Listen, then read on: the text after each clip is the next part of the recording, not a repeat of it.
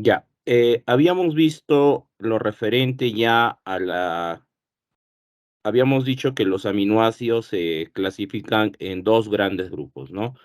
Los aminoácidos no polares, que no se pueden ionizar, y los aminoácidos polares, que sí van a ser ionizables, ¿no? Habíamos mencionado también que existe un factor químico que identifica cada aminoácido. Ese factor químico que identifica cada aminoácido es el punto isoeléctrico.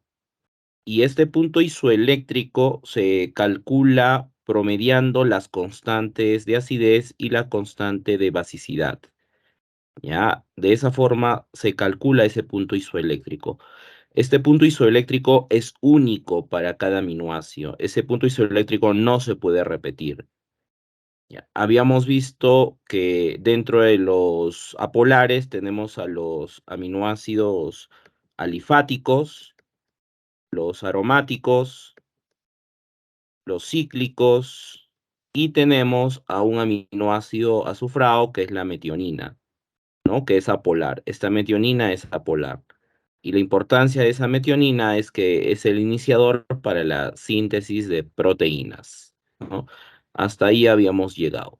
De aquí en adelante ya corresponde al grupo de los aminoácidos polares, ¿ya? Estos ya son los aminoácidos polares. Dentro de estos aminoácidos polares tenemos a dos azufrados, que son la cisteína y la cistina, ¿ya? Esta cistina, que es un aminoácido azufrado, tiene un grupo funcional muy importante. Este grupo funcional es este, ¿ya? Este grupo funcional es este, es el grupo sulfidrilo. Este grupo sulfidrilo es lo que caracteriza a la cisteína, ¿ya? Esto viene a ser la cisteína. Luego tenemos a la cistina, que, que viene a ser un aminoácido, este, un aminoácido especial que lo encontramos en, en proteínas de origen vegetal, especialmente en, en alimentos o plantas que pertenecen a la familia de las crucíferas, ¿no? Cuando hablamos de estas familias nos estamos refiriendo al caso del nabo, del rabanito. También están presentes en abundancia en el ajo y la cebolla, ¿ya? La cistina. Ahora, ¿qué cosa viene a ser esta cistina? Si observo bien la estructura, la cistina no es más que dos moléculas de cisteínas que han reaccionado, ¿no? Si observo bien la estructura de la cistina, esta cisteína son dos moléculas de cisteínas que han reaccionado, sus grupos sulfidrilos son los que han reaccionado, los dos azufres se han enlazado de manera covalente, liberando los hidrógenos, formando este enlace.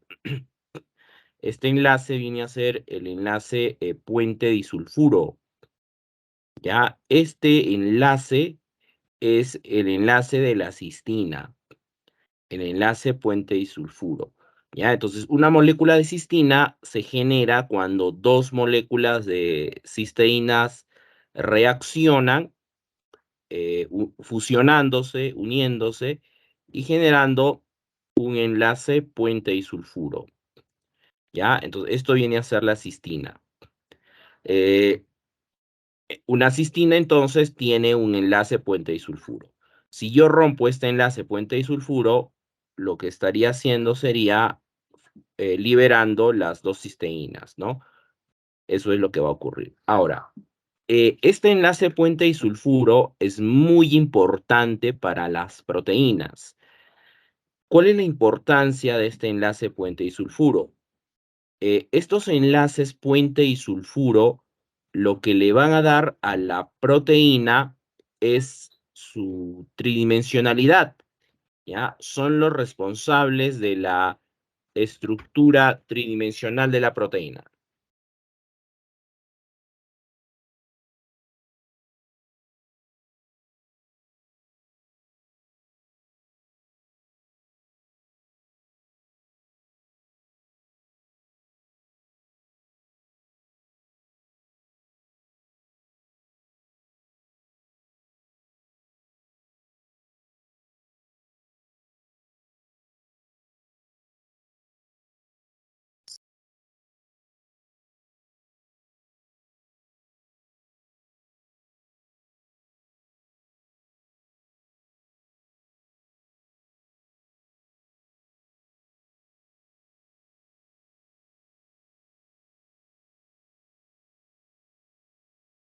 Ya. Si hablamos de la estructura tridimensional de la proteína, eso corresponde al nivel terciario de las proteínas, ¿ya? Para que una proteína tenga actividad biológica tiene que tener 4 niveles de estructuración. El primario y el secundario son niveles lineales, planares, y a partir del terciario ya vendría a ser ah, es una estructura ya tridimensional, ¿no? En 3 dimensiones. Y el responsable de mantener estable a esa estructura terciaria viene a ser este enlace puente y sulfuro. Si yo rompo este enlace puente y sulfuro, si bien es cierto, yo obtendría 2 moléculas de cisteína, pero eso va a tener una consecuencia muy grande para la proteína, ¿no? La consecuencia de la ruptura de este enlace puente y sulfuro es que la estructura tridimensional se va a perder, es decir, el nivel terciario se pierde, esa estructura terciaria se va a romper. Y cuando la estructura terciaria se rompa, lo que me va a quedar es la estructura secundaria de la proteína, ¿no? Y eso es, y lo que está ocurriendo ahí es una desnaturalización. La proteína se está desnaturalizando, ¿ya? Entonces, este enlace es muy importante para la tridimensionalidad de la proteína, el enlace puente y sulfuro, ¿ya? Si se llega a romper, se estaría produciendo una desnaturalización y como consecuencia de ello, de esta ruptura, de este enlace puente y sulfuro, la proteína pasaría al nivel secundario. Y lógicamente la proteína va a perder actividad biológica. ¿Ya? Es por eso importante estos aminoácidos azufrados, ¿ya? La cisteína y la cistina son importantes por esa razón, ¿no? Porque gracias a estos dos aminoácidos es que se mantiene ese nivel terciario. Ahora, los hidroxilados. ¿Por qué se le llama aminoácido hidroxilado? Se le llama aminoácido hidroxilado porque dentro de su cadena lateral hay presencia de un grupo hidroxilo, ¿ya? Ahí tenemos grupos hidroxilos, ¿no? Dentro de esa cadena lateral. Eh, Dentro de estos hidroxilados hay dos aminoácidos que son la serina y la treonina, ¿ya? Esta serina y esta treonina. ¿Qué cosa viene a ser la serina? La serina es un aminoácido cuya cadena lateral está formada por el hidroximetil, ¿ya? Este es el hidroximetil. Esa es la cadena lateral de la serina. Entonces, yo en el examen les puedo preguntar, hágame la estructura de la serina, cuya cadena lateral viene a ser el hidroximetil. Entonces, simplemente van a formar este grupo, que es el hidroximetil. Metil es un carbono, un grupo hidroxilo, este es el hidroximetil, y lo enlazan al carbono alfa, ¿no? Con eso construyen la serina. La treonina, la cadena lateral de la treonina es el hidroxietil, ¿ya? Es el 1-hidroxietil, 1-hidroxietil. Este grupo hidroxilo está en posición 1, es el 1-hidroxietil. Etil es 2 carbonos, ¿ya? El hidroxietil. Esa es la treonina. Entonces, hidroxilados tenemos a estos dos, que son la serina y la treonina. Luego los aminoácidos, tenemos a los aminoácidos amídicos. Dentro de estos aminoácidos amídicos, en primer lugar, ¿por qué se le llama aminoácido amídico? Se le llama aminoácido amídico porque dentro de la cadena lateral tenemos al grupo amida, ¿ya? Dentro de esa cadena lateral tenemos a los grupos amidas. Lo que está representado aquí en su cadena lateral, lo que está resaltado en color blanco, corresponde a la estructura de una amida, ¿no? Es un enlace doble carbono-oxígeno enlazado a un amino, ¿ya? Un carbonilo enlazado a un grupo amino. Esa es una amida. Y esas amidas, ahí como se puede apreciar, están dentro de la cadena lateral de estos dos tipos de aminoácidos, ¿ya? Dentro de estos amídicos tenemos a la asparagina y a la glutamina. La asparagina y la glutamina. Luego tenemos a los aminoácidos ácidos. ¿Por qué se le denomina aminoácido ácido? Es un aminoácido ácido porque en la cadena lateral tenemos un grupo ácido adicional. Ahí lo que está resaltado de color rojo es el grupo carboxílico, ¿ya? Viene a ser el grupo carboxílico. Entonces, eh, si en esa cadena lateral tenemos un grupo carboxilo adicional, vendría a ser un aminoácido ácido, ¿no? La cadena lateral, tenemos dos aminoácidos ácidos, es el ácido aspartico y el ácido glutámico. En el caso del ácido aspartico, la cadena lateral de este ácido aspartico es el grupo carboxi. Este es el carboximetil, ¿no? Es un carboximetil. Y en el caso del ácido glutámico es el grupo carboxietil, ¿ya? Carboximetil y el carboxietil son las cadenas laterales de estos dos aminoácidos. Ahora, en el caso de estos aminoácidos, como se puede apreciar, tienen tres constantes, ya aparecen tres constantes. ¿Por qué tienen tres constantes? La mayoría de los aminoácidos tienen solo dos. En este caso, tienen tres constantes porque ya presentan un grupo carboxilo en la cadena lateral, ¿no? Eh, no se olviden que este grupo amino le da alcalinidad al aminoácido y el grupo ácido le da acidez. Entonces, como tengo dos grupos ácidos, voy a tener dos constantes ácidas y una constante básica, ¿ya? Lo mismo con el ácido glutámico, dos constantes ácidas y un grupo básico, ¿no? Hay tres constantes. Ahora, en esta situación, ¿cómo calculo el punto isoeléctrico de estos dos aminoácidos? ¿Ya? El punto isoeléctrico yo lo voy a calcular solo considerando las constantes ácidas. Solo considero las constantes ácidas. En este caso, sería 1,88 más 3,65, ¿no? Sumo 1,88 más 3,65 y lo divido entre 2. Ese resultado me va a dar 2,771. ¿Ya? Solo es el promedio de las constantes ácidas. Lo mismo para el ácido glutámico. 2,19 más 4,25 dividido entre 2, eso me da 3,22. ¿Ya? De esa forma, entonces, calculo el punto isoeléctrico de estos aminoácidos ácidos. Y finalmente tenemos a los aminoácidos básicos, ¿ya? Los aminoácidos básicos.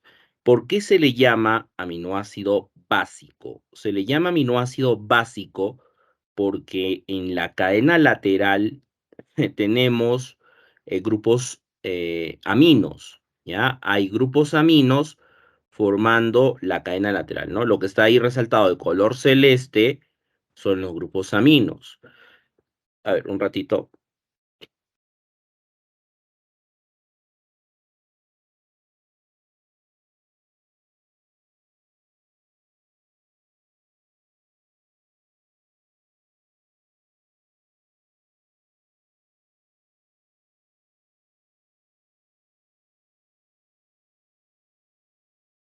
¿Ya?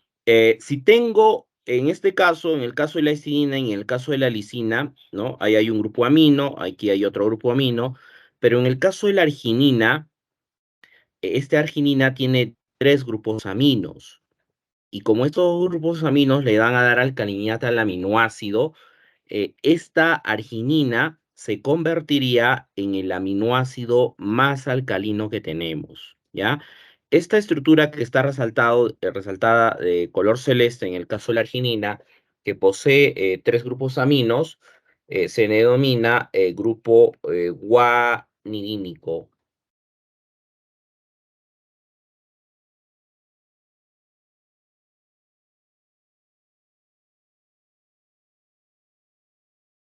¿Ya? Es el grupo guanínico. Este grupo guanínico tiene tres grupos aminos y esa es la razón de por qué la arginina de los 20 aminoácidos es el más alcalino de todos. ¿Ya? Este va a ser el más alcalino de todos y la hidroxilisina, que es el último aminoácido especial, ¿no? Esta hidroxilisina la encontramos formando el colágeno, ¿no? Es uno de los principales aminoácidos que acompaña a la, a la hidroxiprolina. Hidroxiprolina y la hidroxilisina son dos especiales que se encuentran dentro del colágeno, ¿ya? Este es un aminoácido especial. Ahora, cuando hablamos de los aminoácidos, con estos aminoácidos va a ocurrir una reacción muy frecuente. Esta reacción frecuente que ocurre con los aminoácidos se denomina reacción de descarboxilación. La reacción de descarboxilación implica la ruptura de un enlace covalente carbono-carbono. Entonces, este grupo carboxilo del aminoácido va a ser liberado. Entonces, este enlace carbono-carbono se rompe y el grupo carboxilo va a ser liberado y sale bajo la forma de CO2. ¿Ya? Esta es una reacción muy frecuente que ocurre con los aminoácidos. Esa reacción se denomina reacción de descarboxilación. En lugar del grupo carboxilo, ahí se va a introducir un hidrógeno. ¿Ya? Se introduce un hidrógeno. Sale el carboxilo y en su lugar ingresa un hidrógeno. Y el grupo carboxilo, una vez liberado, se transforma en CO2, en dióxido de carbono. A esa reacción se le denomina descarboxilación. ¿Ya? Entonces vuelvo a repetir, esa es una reacción muy frecuente con los aminoácidos. Eso implica la liberación del grupo carboxilo y al liberarse se transforma en CO2, ¿ya? Se transforma en CO2. Esa es una descarboxilación. Ahora, en los aminoácidos básicos también podemos apreciar que hay tres constantes, ¿no? ¿Por qué hay tres constantes? Porque ya tenemos dos constantes básicas, ¿no? Una de la estructura invariable del grupo amino, ¿no? Este es del grupo amino, uno será de acá, de la cadena principal, y el otro grupo amino corresponde a la cadena lateral, ¿no? Por lo tanto, vamos a tener tres constantes básicas y una constante ácida. Por eso se aprecian tres constantes. En el caso de los aminoácidos básicos, ¿cómo calculo el punto isoeléctrico? ¿Ya? El punto isoeléctrico yo lo puedo calcular promediando las constantes básicas. Dejo de lado la constante ácida, ¿no? Para el caso de la histidina, por ejemplo, sumaría 6 más 9,17 dividido entre 2. Eso me debe de dar 7,59. Ya dejo de lado 1,82 porque es ácido. Lo mismo acá, 8,95 más 10,53 entre 2. Eso me debe dar 9,74. ¿Ya? De esa forma calculo el punto isoeléctrico de los aminoácidos que son básicos. Ahora, la histidina, cuando se llega a descarboxilar, ¿no? Cuando esta histidina libera el grupo carboxilo, se va a formar una molécula llamada histamina.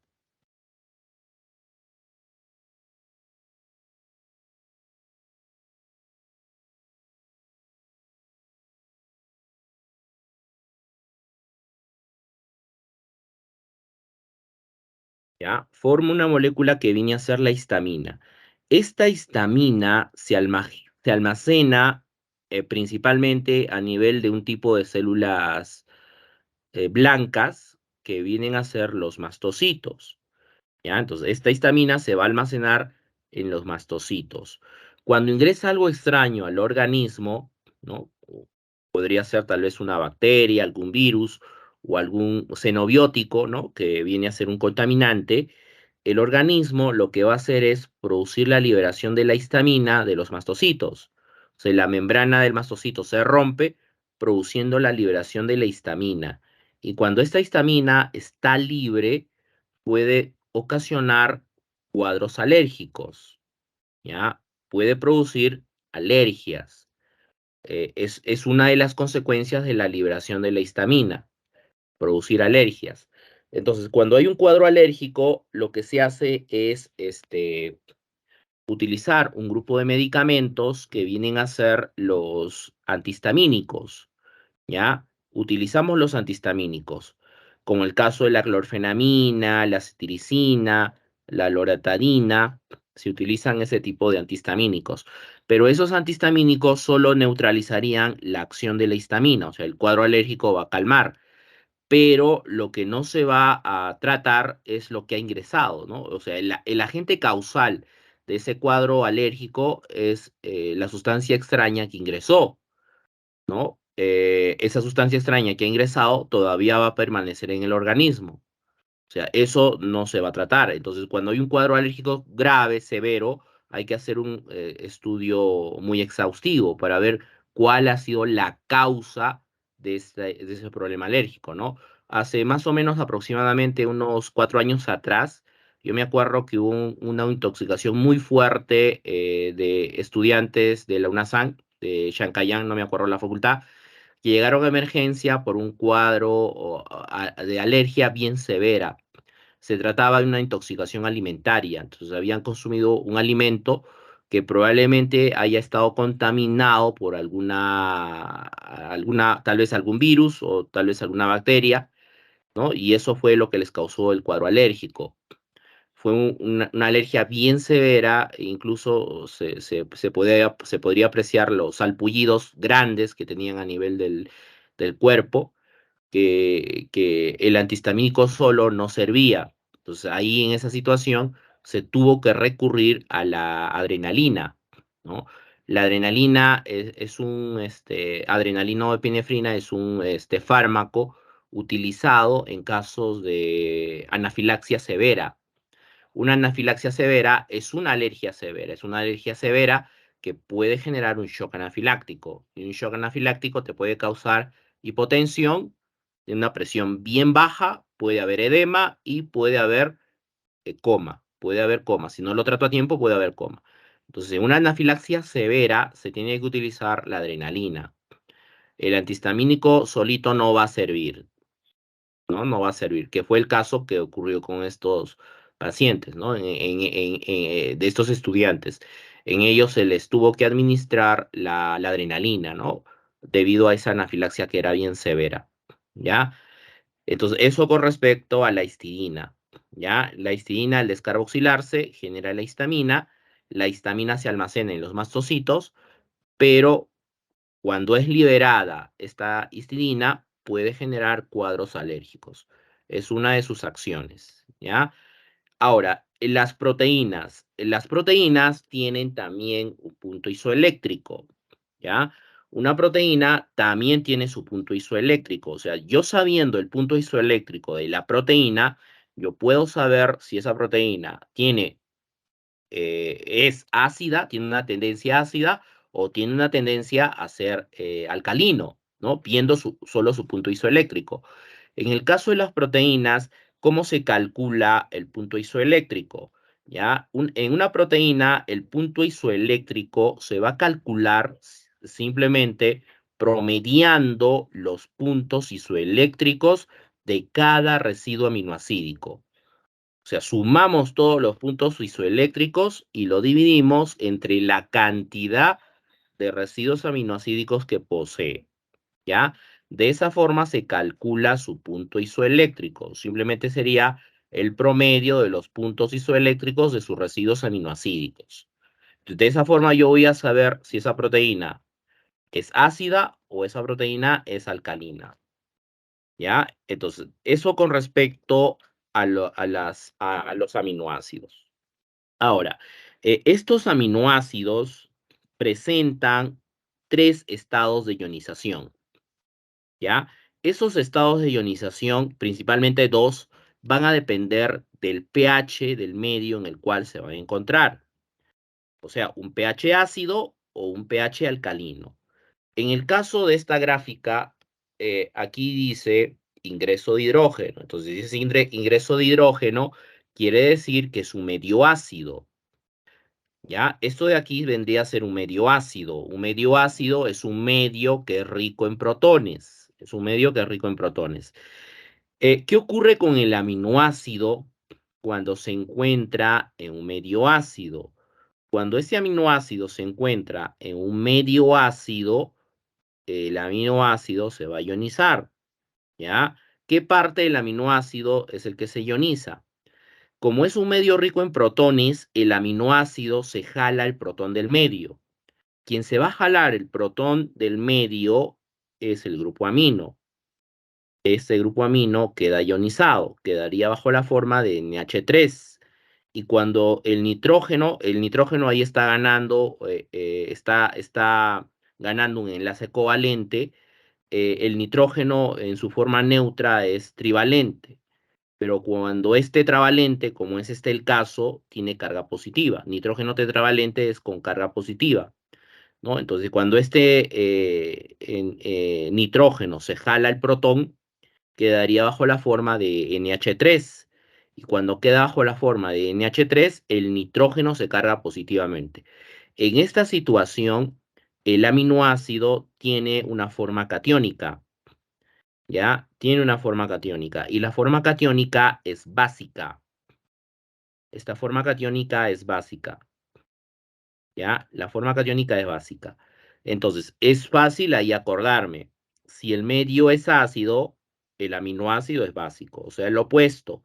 Ahí la regla memotécnica que tienen que trabajar es esa, ¿no? Si el medio es ácido, el aminoácido es básico, tiene forma catiónica, ¿ya? Solo el amino se ioniza. Al grupo carboxilo no le pasa nada, el grupo carboxilo queda intacto. Ahora, si mi cadena lateral tiene también grupos aminos, esos grupos aminos también van a quedar ionizados, ¿ya? Los grupos aminos también van a quedar ionizados, ¿ya? Entonces sería la forma catiónica o básica de este aminoácido. Ahora, ¿qué ocurre si es un medio alcalino? ¿Ya? Como es este el caso, medio alcalino. Si es un medio alcalino, es un medio que es rico en hidroxilo, ion hidroxilo.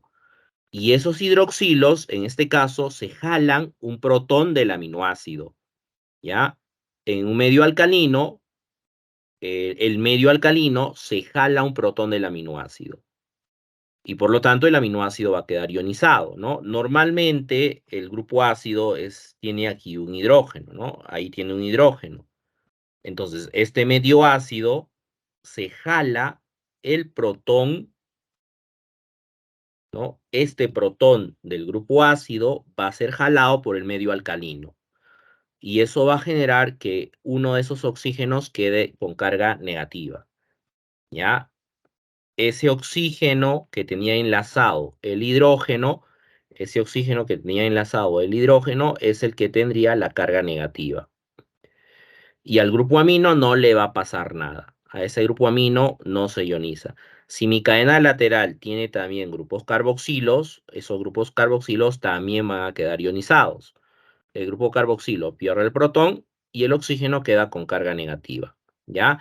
Esta forma vendría a ser la forma aniónica del aminoácido. Y la forma aniónica es la forma ácida para este aminoácido. ¿Ya? Aquí también es fácil acordarse. Medio alcalino, el aminoácido es ácido. Medio alcalino, el aminoácido es ácido. Eso también es fácil acordarse. ¿Ya? Entonces, en esta forma catiónica, la sumatoria de carga neta, si yo hago la sumatoria de carga neta, ¿no? Esa sumatoria de carga es igual a +1, ¿no? Ahí la sumatoria de carga neta va a ser +1, es la forma catiónica. Y en este caso, la sumatoria de carga, aquí en este caso va a ser -1, ¿ya? +1 y -1. Y esta forma -1 es ácida, es la forma aniónica, ¿ya? Entonces, a eso tienen que acordarse. Ahora, no se olviden que esta propiedad de comportarse como ácido, perdón, de comportarse como básico en un medio ácido o de comportarse como ácido en un medio alcalino, se denomina propiedad anfotérica. Entonces, si en el examen yo les pregunto, ¿por qué las proteínas son anfóteras? Las proteínas son anfóteras porque en un medio ácido se comportan como básicos y en un medio alcalino se comportan como ácidos. Por eso las proteínas son anfotéricas, ¿ya? Porque dependiendo de ese pH pueden ser básicos o alcalinos, dependiendo de su pH. Entonces, si yo en el examen les pido que me hagan la estructura de un aminoácido X en un medio ácido, ya saben qué cosa, en un medio ácido, el que se ioniza, al único que van a ionizar es al amino, al carboxilo lo dejan intacto. Si les digo, construye la estructura de un aminoácido en medio alcalino, el único que se ioniza es el carboxilo sin hidrógeno, y el amino queda intacto, ¿ya? Y ahí de dato también les tendría que dar la cadena lateral, ¿no? El R. ¿Cuál es la cadena lateral? Ese dato también les voy a dar, ¿ya? Ahora, el punto neutro de un aminoácido recibe el nombre de forma Switterion, ¿ya? Este es el punto neutro de todo aminoácido. El punto neutro se llama Switterion. En el caso de los Switteriones, aquí la sumatoria de carga es 0. ¿Ya? La sumatoria de carga neta es 0. ¿Por qué va a ser 0? Porque el amino está ionizado, ¿no? Ese grupo amino está ionizado, el nitrógeno tiene carga positiva, tiene la forma de NH3 y el carboxilo también está ionizado, un oxígeno negativo. Entonces, +1 y -1, eso te da 0. Esta es la forma neutra del aminoácido. ¿Ya? Es cuando el grupo amino y el grupo carboxilo están ionizados. Ambos van a estar ionizados. Esa es la forma neutra. Y la forma neutra se denomina forma Switterion. Es la forma Switterion. Cuando el aminoácido adopta esta forma Switterion, aquí vamos a hablar del punto isoeléctrico del aminoácido, ¿ya? Ojo que el punto isoeléctrico no es acá. Acá no podemos hablar de punto isoeléctrico, ni tampoco en la forma ácida. El punto isoeléctrico lo hablamos cuando el aminoácido tiene, cuando los dos grupos están ionizados, el grupo amino y el grupo carboxilo, ¿no? O sea, la sumatoria de carga iba a ser 0. ¿Ya? Aquí recién hablamos de punto isoeléctrico. No se olviden que el punto isoeléctrico es un pH, ¿ya? Es un pH, pero es un pH en el cual el aminoácido tiene la forma de Switterion y se le denomina punto isoeléctrico. Ya no lo vamos a llamar pH, sino punto isoeléctrico, ¿ya? Es por eso que una proteína, cuando yo sepa su punto isoeléctrico, yo voy a saber si esa proteína es ácida o alcalina, sabiendo el punto isoeléctrico, ¿ya? Sabiendo el punto isoeléctrico de esa proteína. Ahora, el enlace de las proteínas, ¿cómo se denomina? El enlace de las proteínas se denomina enlace peptídico, ¿ya? Este enlace peptídico es el enlace de las proteínas. ¿Cómo se forma el enlace peptídico? El enlace peptídico se va a formar cuando reaccione el grupo amino con el grupo carboxilo. ¿Ya? Cuando ese grupo amino y ese carboxilo reaccionen, ahí se genera el enlace peptídico. ¿Ya? Por ejemplo, este de aquí es un aminoácido 1.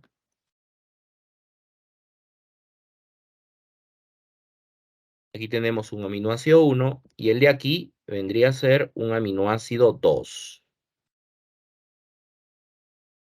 ¿ya? Aminoácido 1 y aminoácido 2. Cuando estos aminoácidos reaccionen, los que van a reaccionar siempre son el grupo amino y el grupo carboxilo.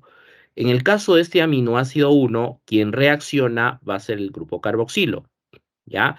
El grupo carboxilo, cuando reacciona, siempre va a perder el oxidrilo. Cuando se rompan los enlaces covalentes, no se olviden, siempre quien se lleva los electrones es el más electronegativo. Como el oxígeno es más electronegativo, se lleva los electrones. El carbono perdería electrones. Por lo tanto, este carbono se carga positivamente. Ahí tendría un carbono positivo. En el caso del otro aminoácido, quien va a reaccionar es el grupo amino, ¿ya? Y en este grupo amino se va a romper el enlace covalente nitrógeno-hidrógeno. El nitrógeno es más electronegativo que el hidrógeno. Y como es más electronegativo, se queda con los electrones, ¿no? El nitrógeno gana. Y cuando un elemento gana, se carga negativamente. Entonces ahí tengo un carbono positivo y tengo un nitrógeno negativo, ¿ya? A continuación, este nitrógeno con carga negativa se enlaza al carbono positivo. El nitrógeno con carga negativa se va a enlazar al carbono con carga positiva. ¿Ya? Se enlazan. Y cuando se enlacen, ¿no? Ahí lo que va a ocurrir es que se forma el enlace peptídico, ¿no? Se va a formar el enlace peptídico. Esta nueva estructura que está resaltada aquí de color naranja vendría a ser el enlace peptídico. Pero si yo veo bien la estructura de este enlace peptídico, es un carbonilo enlazado a una amina. Carbonilo enlazado a una amina, eso es una amida,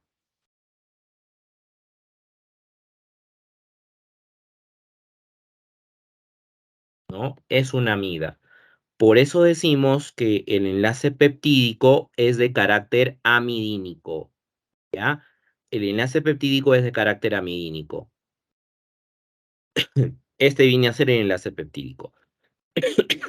Ahora, lógicamente, en esta reacción, por cada enlace peptídico que se forme, se libera siempre una molécula de agua, ¿ya?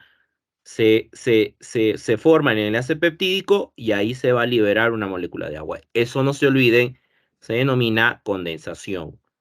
También se le llama fusión o también se le llama ligación. Condensación, fusión o ligación es la misma cosa. Y ahí siempre se va a liberar moléculas de agua.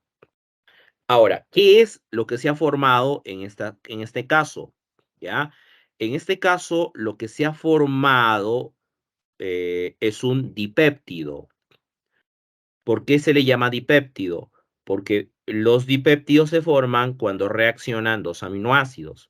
Si dos aminoácidos reaccionan, ahí se forma un dipéptido.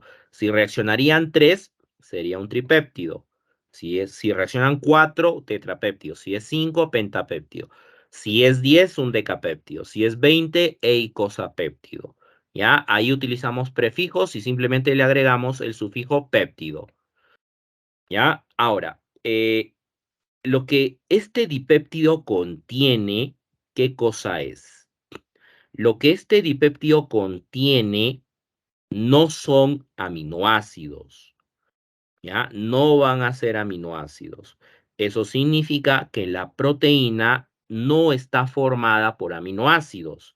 Eso es un error en algunos libros de bioquímica. En algunos libros de bioquímica se coloca que las proteínas están formadas por aminoácidos. Eso es incorrecto. ¿Por qué razón? Porque cuando los aminoácidos reaccionen, ¿no? Este aminoácido, el grupo carboxilo, ha liberado el oxidrilo, ¿no? Libera el OH y el otro libera el protón. O sea, lo que me queda aquí, ¿no? Lo que me queda aquí es un aminoácido incompleto, sin el oxidrilo, ¿no? Vendría a ser un resto.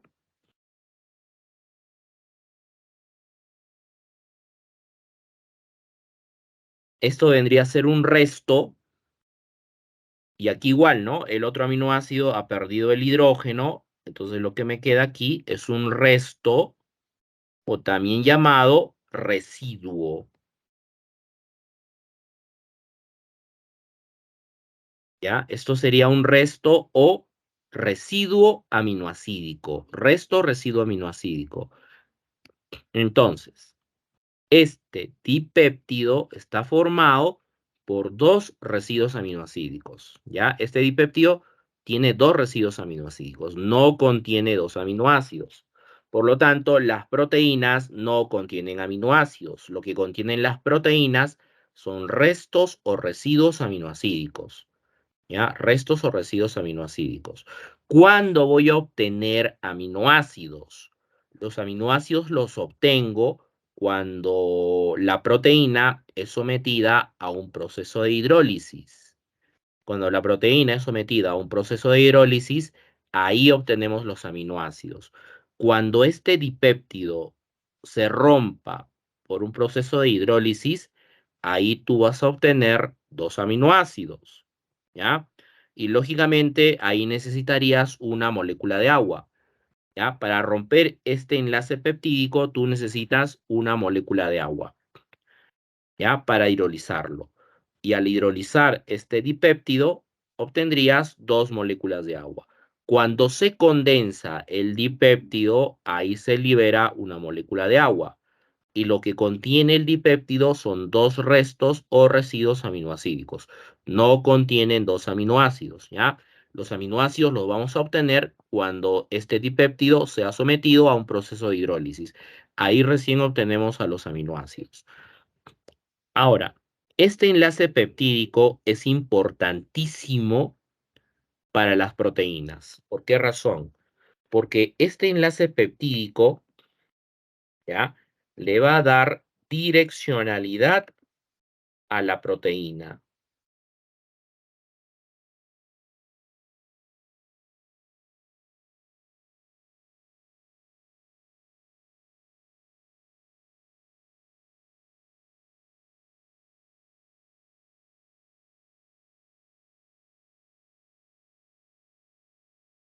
¿Ya? El enlace peptídico le da direccionalidad a la molécula, le da direccionalidad a la proteína. ¿Qué significa direccionalidad? Direccionalidad significa dos cosas: que tiene dirección y que tiene sentido, ¿ya?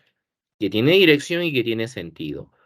La dirección es una sola, la dirección nunca va a cambiar, ¿ya? La dirección siempre va a ser del amino libre al carboxilo libre,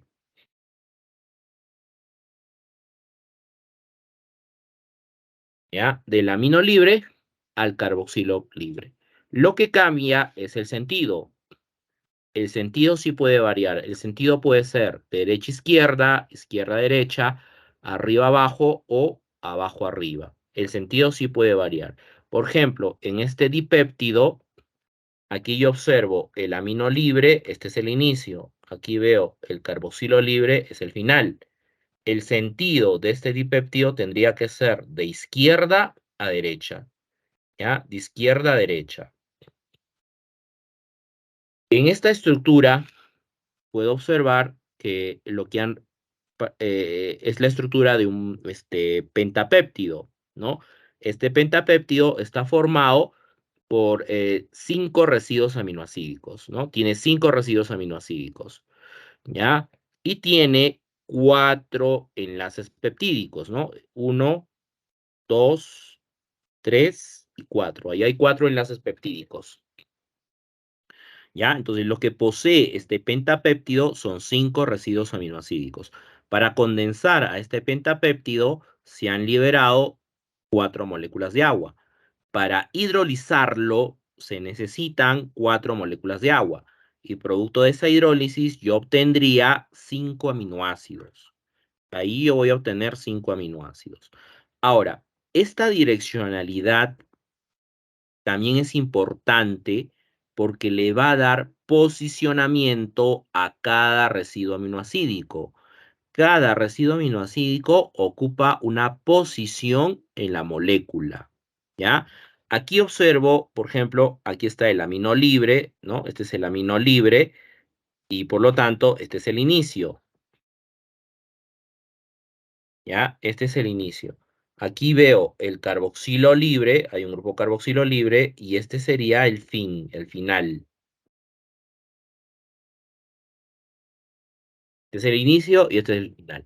Eso a su vez significa que este primer residuo ocupa la primera posición, este ocuparía la segunda posición, la tercera posición, ¿no? La cuarta posición y la última posición, ¿no? Que sería la quinta. ¿Ya? Entonces, este posicionamiento también lo va a dar el enlace peptídico. Gracias a este enlace peptídico, cada resto, cada residuo tiene una ubicación, tiene una posición, un inicio y un final, ¿ya? Grupo amino libre, este es el primer residuo aminoácido. Grupo carboxilo libre, este es el último residuo aminoácido. Su sentido de este pentapéptido sería de izquierda a derecha, ¿ya? De izquierda a derecha. Cuando hablamos de un oligopéptido, vamos a hablar de un oligopéptido cuando esta molécula esté formada entre 10 a 20 residuos aminoácidos, ¿ya? De 10 a 20. Y aquí es donde utilizamos los prefijos, ¿no? Si es 2, dipéptido. Si es 3, tripéptido. Si es 10, eicosapéptido. Si es 20, perdón, si es 10 es decapéptido, ¿no? 10 decapéptido. Si es 20, eicosapéptido. Esos serían los oligopéptidos. Si es más de 20 residuos aminoácidos, pero menos de 50, es un polipéptido, ¿ya? Más de 20, pero menos de 50, vendría a ser un polipéptido. Y más de 50 residuos aminoácidos, vendría a ser una proteína, ¿ya? Es una proteína. Entonces, tenemos oligopéptidos, tenemos polipéptidos y tenemos a las proteínas.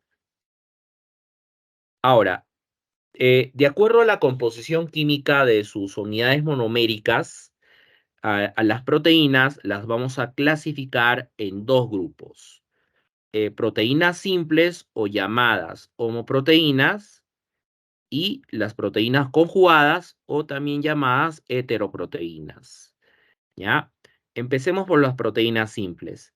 ¿Qué viene a ser una proteína simple? ¿Ya? ¿Qué es una proteína simple? Una proteína simple es aquella que está formada solo por residuos aminoácidos.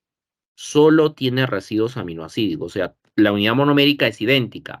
Es lo mismo que se repite como monómero, ¿no? Que en este caso va a ser residuos aminoácidos. Por ejemplo, el caso del colágeno, ¿no? El colágeno es una proteína que hemos dicho que está presente en los tendones. Las queratinas son proteínas simples que están presentes en partes duras del cuerpo, ¿no? Como el caso, por ejemplo, de la uña en el pelo. Las elastinas, fibroínas, estas son proteínas musculares, ¿ya? Proteínas musculares. Las albúminas y las globulinas son proteínas que están en la sangre. En el caso de esta albúmina cuando está en la sangre, ojo, es simple. ¿Ya? Es una proteína simple. La albúmina de la clara de huevo no es simple, es conjugada, ¿ya? Es una proteína conjugada. En el caso de la sangre, albúmina y globulina va a ser simple. Escleroproteínas, las protaminas y las histonas. Estas histonas son proteínas alcalinas. Si yo les digo que es una proteína alcalina, es una proteína que está formada por histidina, arginina, lisina. O sea, la composición de esta histidina es principalmente es de esos tres, histidina, lisina y arginina, ¿ya? ¿Por qué es importante estas proteínas, las histonas? Porque estas histonas, gracias a estas proteínas, es que el ADN va a estar súper enrollado, ¿ya? El superenrollamiento del ADN para el caso de las células eucariotas, es decir, células de origen animal, se da gracias a las histonas. Entonces, alrededor de estas histonas, el ADN se enrosca, se enrolla. Por eso son importantes las histonas, ¿ya? Esas histonas son importantes para el superenrollamiento del ADN, el superenrollamiento del ADN, y son proteínas alcalinas, ¿ya? Esas son las proteínas simples o homoproteínas. Ahora, las proteínas conjugadas o heteroproteínas, ¿qué cosas son? ¿Ya? Estas proteínas conjugadas o heteroproteínas son proteínas que no solo van a estar formadas por residuos aminoácidos, tienen sustancias que están presentes formando las proteínas cuya estructura es diferente al de un aminoácido, ¿ya? Esas sustancias cuya estructura es diferente al de un aminoácido, ojo, eso lo anotan por favor, porque voy a preguntar, se denominan grupos prostéticos,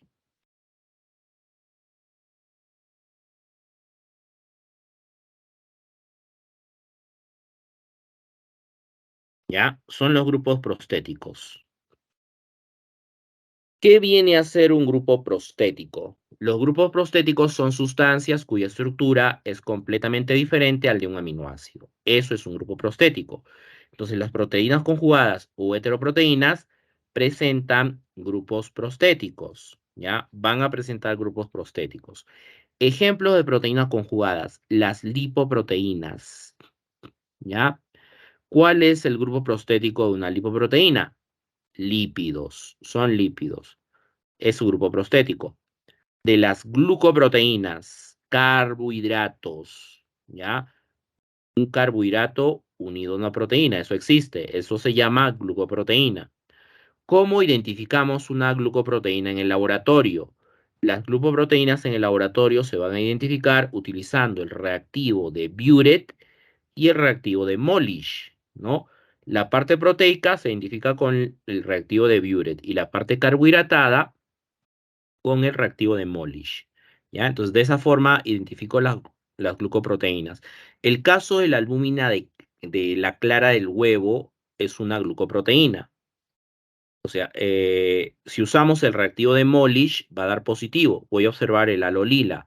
Y en el caso del reactivo de Buret, se va a formar un violeta claro, un violeta claro, ¿no? Con el reactivo de Buret. ¿Ya? Esa albúmina de la clara de huevo es una glucoproteína.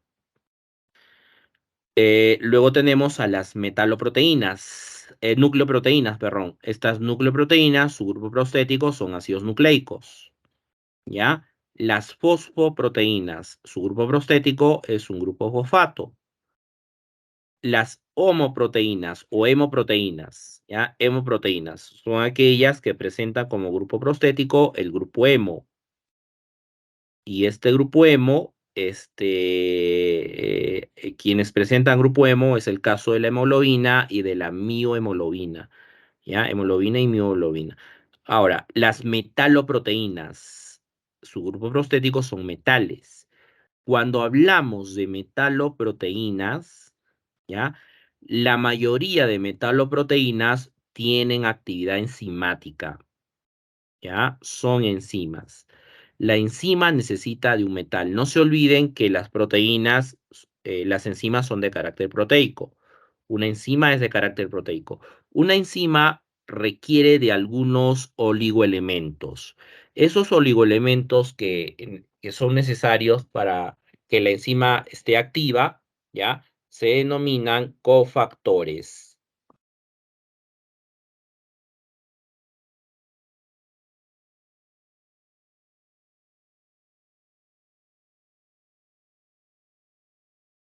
¿Ya? Por ejemplo, cobre, fierro, selenio, por ejemplo, ¿no? Magnesio, manganeso, son ejemplos de cofactores que son necesarios para la actividad de algunas enzimas, ¿ya? Entonces, si hablamos de una metaloproteína, el grupo prostético de las metaloproteínas son cofactores. Y si tienen cofactores, van a tener actividad enzimática, ¿ya? Tienen actividad enzimática. Su función será la enzimática. Ejemplos de cofactores, el caso del fierro, el cobre, el magnesio, el manganeso, el selenio, ¿ya? Son ejemplos de algunos cofactores para la actividad enzimática. Y este tipo de enzimas a ser metaloproteínas, son metaloproteínas, ¿ya?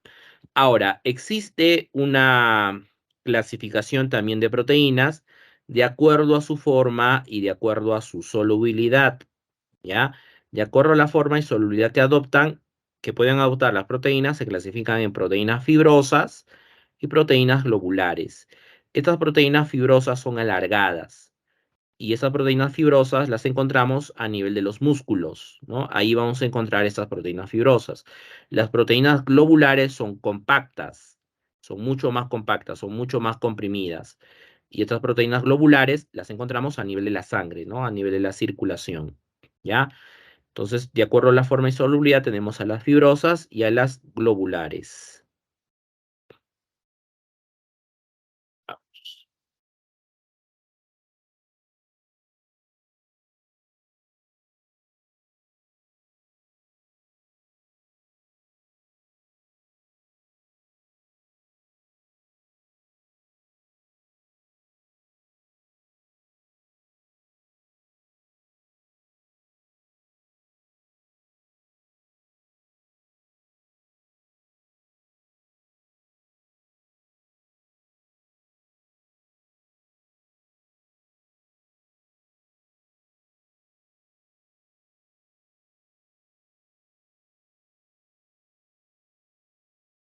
A ver,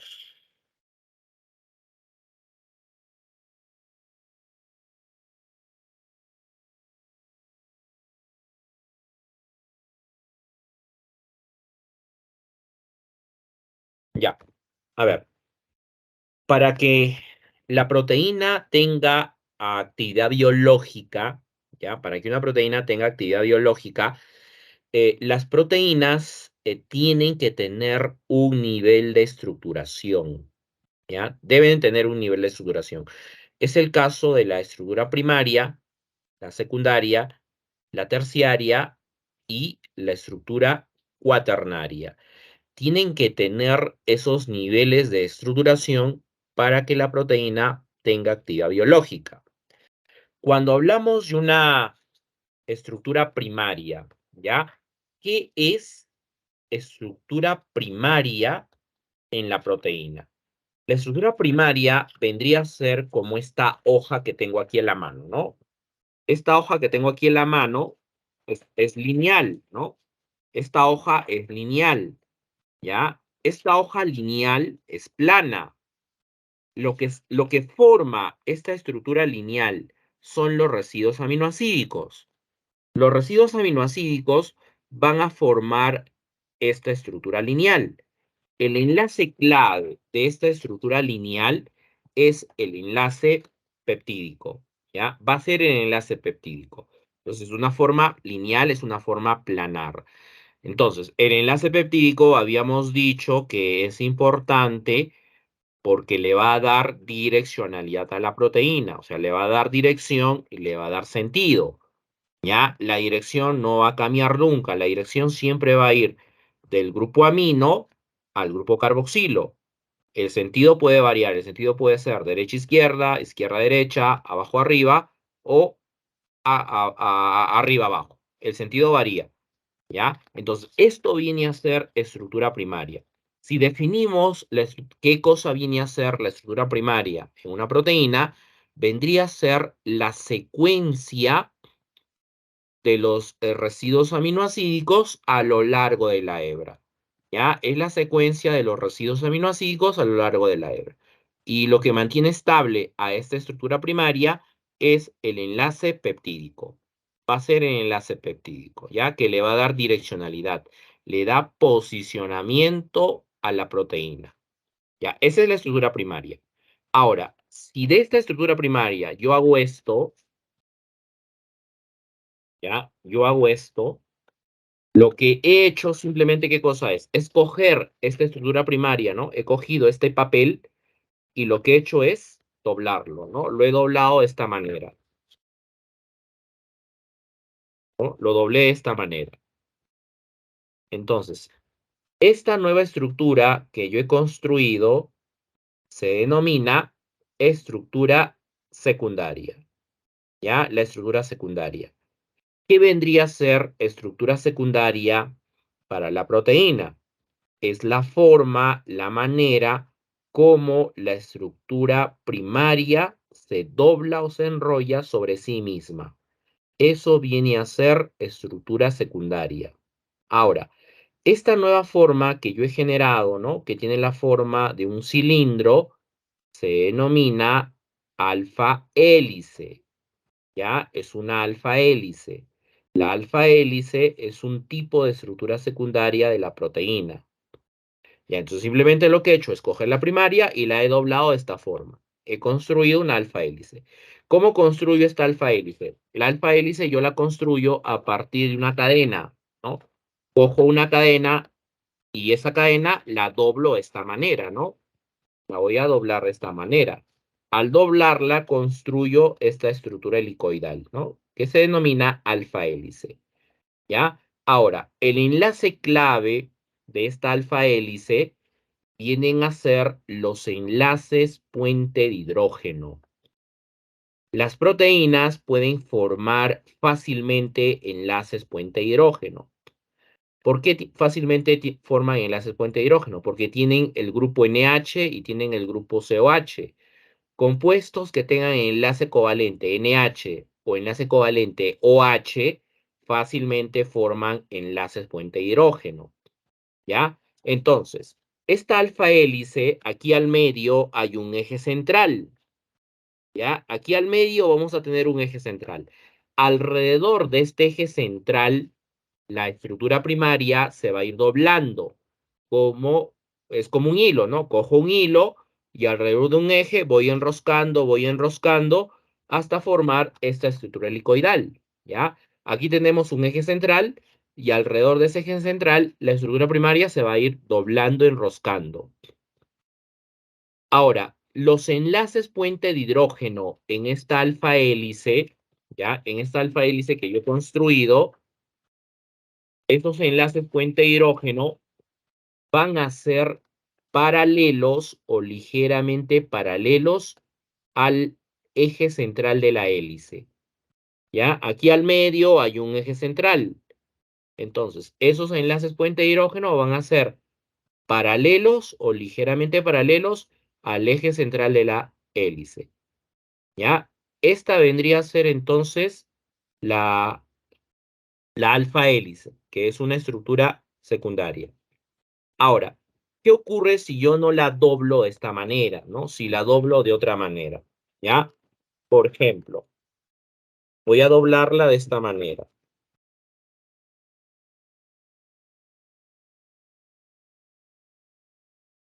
¿ya? La estoy doblando de otra manera,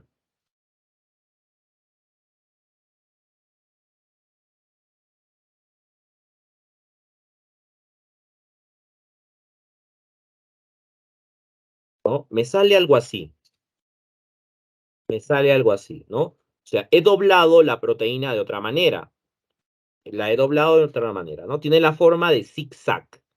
Hasta aquí todavía no es estructura secundaria, ¿ya? Para que sea estructura secundaria, yo necesito otra cadena que tenga esta misma forma. Pues cojo esta otra cadena y la voy a doblar de esa otra manera, ¿no? En zigzag.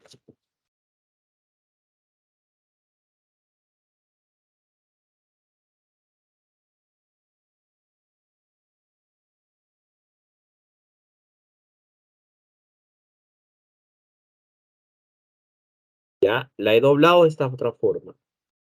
Entonces, esta cadena que la he doblado en zigzag, la voy a unir con otra cadena 2. Tengo una cadena 1 y tengo una cadena 2.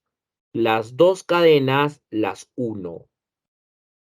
Y ahora sí, lo que he construido es una nueva estructura secundaria. ¿Ya? Esta nueva estructura secundaria se denomina beta hoja plegada. Es la beta hoja plegada. Entonces, acuérdense, por favor, plegada porque se ha doblado en zigzag, como si fuese una escalera de caracol. ¿Ya? Ahora la pregunta es, ¿qué es lo que une la cadena 1 con la cadena 2? Lo que une la cadena 1 con la cadena 2 son los enlaces puente de hidrógeno. ¿Ya? Van a ser los enlaces puente de hidrógeno. Los enlaces puente de hidrógeno en la beta hoja plegada van a ser, en este caso, perpendiculares o ligeramente perpendiculares a las hebras, ¿ya? A las cadenas. Esta es la beta hoja plegada.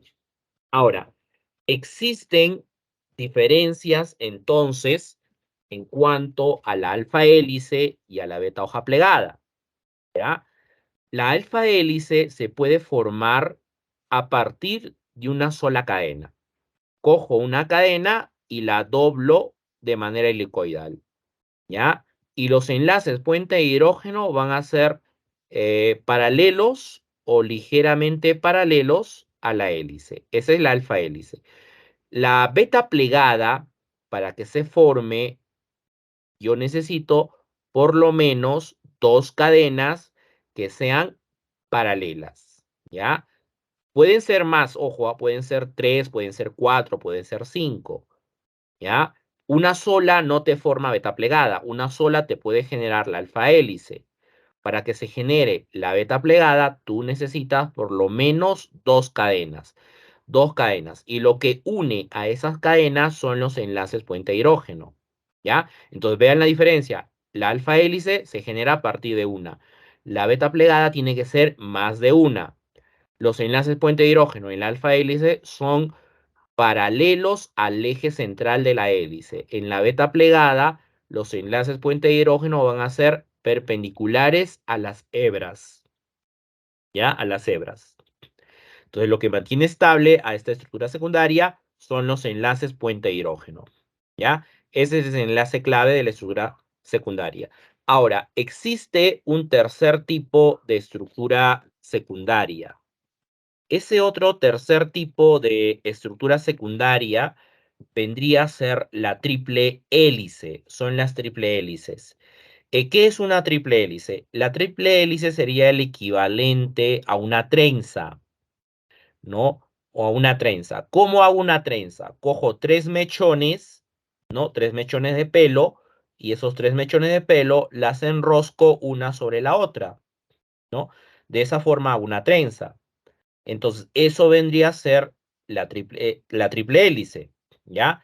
¿Qué es una triple hélice? Son tres hebras, tres cadenas que se han enroscado, que se han enrollado una sobre la otra. Esa es la triple hélice. La triple hélice es la más fuerte, la más resistente. Es mucho más fuerte, mucho más resistente que el alfa hélice y que la beta plegada, ¿ya? Mucho más fuerte que el alfa hélice y la beta plegada.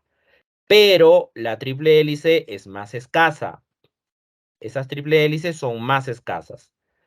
Las alfa hélice y las beta plegadas son más abundantes, ¿ya? La alfa y la beta plegadas son más abundantes. En cambio, la triple hélice es un poco más escasa. Ahorita vamos a ver en la diapositiva dónde está presente esta triple hélice. Ya. Eso entonces sería la estructura secundaria de la proteína. ¿Qué sería estructura terciaria? La estructura terciaria es si hago yo esto, ¿ya? Entonces, una de las hebras, la que yo he hecho, lo que estoy haciendo es comprimiendo, estoy compactando el nivel secundario, ¿ya? Esa estructura secundaria, la que estoy generando ahora, es un nuevo nivel de estructuración, que vendría a ser el nivel terciario. El término correcto que debemos de manejar, el término correcto que vamos a utilizar cuando hablamos de proteína no es compactar, no es comprimir, ¿ya? Es plegar. El nivel terciario vendría a ser la forma, la manera como la estructura secundaria se pliega sobre sí misma. Y sinónimo de plegamiento es sinónimo de comprimir y compactar. Aquí la proteína está bien compactada. ¿Ya? Este es el nivel terciario de la proteína. Y este nivel terciario es tridimensional. Este recién es tridimensional. El primario y el secundario no son tridimensionales. ¿Ya? Este terciario recién es el tridimensional. Y el enlace clave de este nivel terciario es el enlace puente y sulfuro. Ya va a ser el enlace puente y sulfuro. Es por eso importante los aminoácidos asociados, ¿no? La cistina y la cisteína van a ser importantes en esta situación, porque ellos generan el enlace puente disulfuro, ¿ya? Ahora, de manera obligatoria, toda proteína tiene que tener los tres niveles de estructuración: primario, secundario y terciario. Tiene que tener de manera obligatoria esos tres niveles. Ahora, ¿qué es el nivel cuaternario? ¿A qué llamamos nivel cuaternario de la proteína? No todas las proteínas pueden alcanzar el nivel cuaternario, ¿ya? No todas van a alcanzar el nivel cuaternario. ¿Qué vendría a ser nivel cuaternario para una proteína? ¿Y qué tipo de proteínas pueden alcanzar el nivel cuaternario? Lo que tengo aquí es un nivel terciario. Lo que tengo aquí es otro nivel terciario. Cuando yo una estas dos cadenas, ¿ya? Cuando yo una estas dos cadenas, habré construido el nivel cuaternario de la proteína. En este caso, la proteína está formada por las dos cadenas polipeptídicas. O sea, una solita no te va a generar nivel cuaternario. Una solita no te forma nivel cuaternario. Para que genere nivel cuaternario, tú necesitas que se trate, que unamos más de una cadena polipeptídica, ¿no? Una sola no te va a generar. Tú necesitas por lo menos dos, ¿ya? Y las dos unidas, estas dos unidas, te forma el nivel cuaternario de la proteína. Estas proteínas que están formadas por más de dos cadenas polipeptídicas se les denomina proteínas multiméricas. ¿Ya? Son proteínas multiméricas. Son aquellas que están formadas por más de dos cadenas polipeptídicas. Tienen más de dos cadenas polipeptídicas. Esas son las proteínas multiméricas. ¿Ya? La multimérica. Si son dos, la llamaríamos dimérica. En este caso es una dimérica. Simplemente el prefijo di es dos y mérica significa que está formada por dos cadenas. Ya dimérica. Si fuesen tres, sería trimérica. Si fuesen cuatro, tetramérica, que es el caso de la hemoglobina. La hemoglobina es una proteína tetramérica. Si fuese 8, sería una octamérica. ¿Ya? Esas son las proteínas multiméricas. Entonces, las proteínas multiméricas fácilmente alcanzan el nivel cuaternario sin ningún inconveniente, sin ningún problema.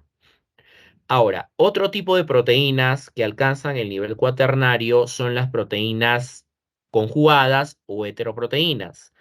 Las proteínas conjugadas o heteroproteínas también pueden alcanzar el nivel cuaternario sin ningún inconveniente. ¿Ya? Entonces, una proteína conjugada alcanza fácilmente el nivel cuaternario. Una heteroproteína también alcanza el nivel cuaternario. Si es una proteína que está formada por una sola cadena, una sola hebra, esta solo alcanza el nivel terciario. ¿Ya? Esta solo va a alcanzar el nivel terciario. Esta proteína no alcanza el nivel cuaternario. Si es una sola cadena, entonces va a llegar hasta el nivel terciario, ya no hasta el nivel cuaternario. Entonces, esa es las estructuras de las proteínas. Ahora, los enlaces en el nivel cuaternario, aquí sí hay varios enlaces. No es que uno solo sea el importante. Tenemos el enlace puente hidrógeno, los enlaces puente disulfuro, tenemos también enlaces hidrofóbicos, enlaces hidrofílicos, enlaces puente metálicos, puentes salinos. Ya hay varios enlaces que van a mantener estable este nivel cuaternario.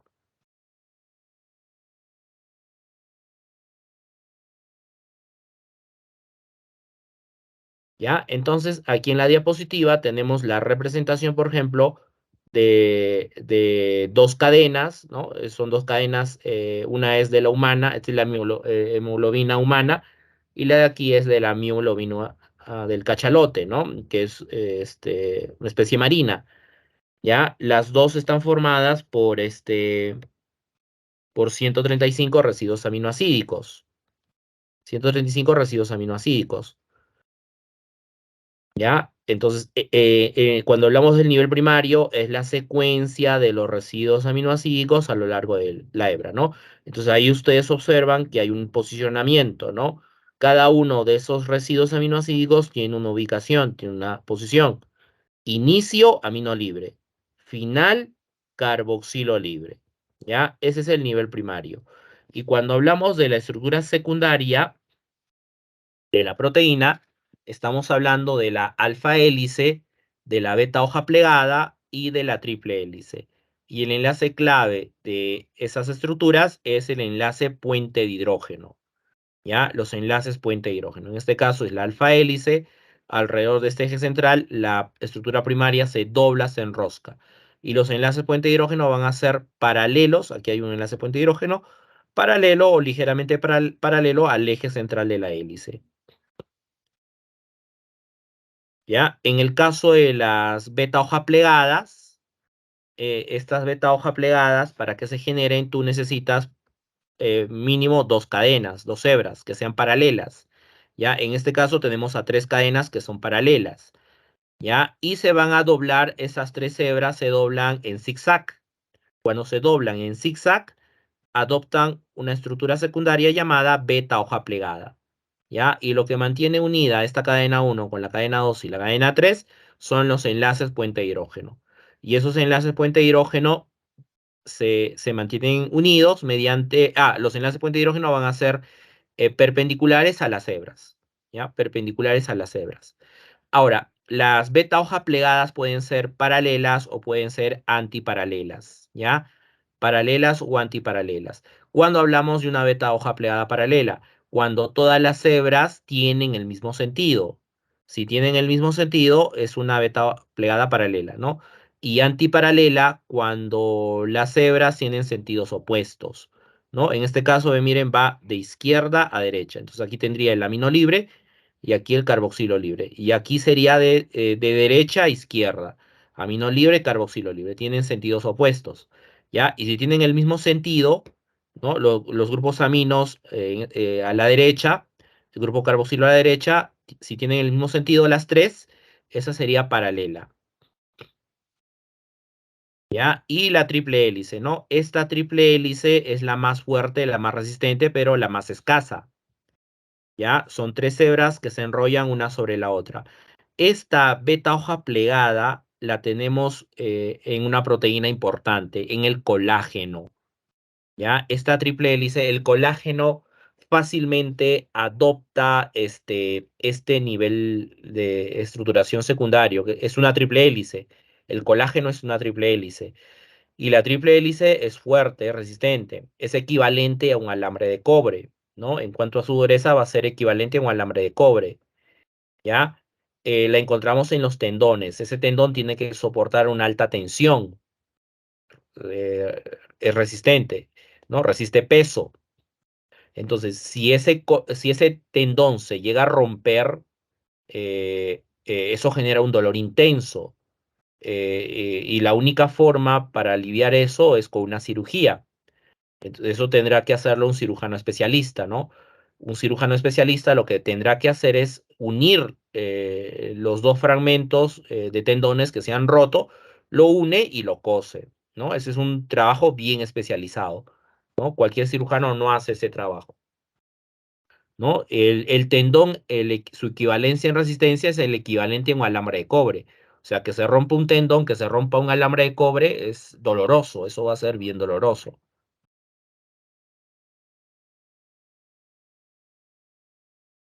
¿ya? Ahora, los dominios en las proteínas. ¿Qué cosa es un dominio?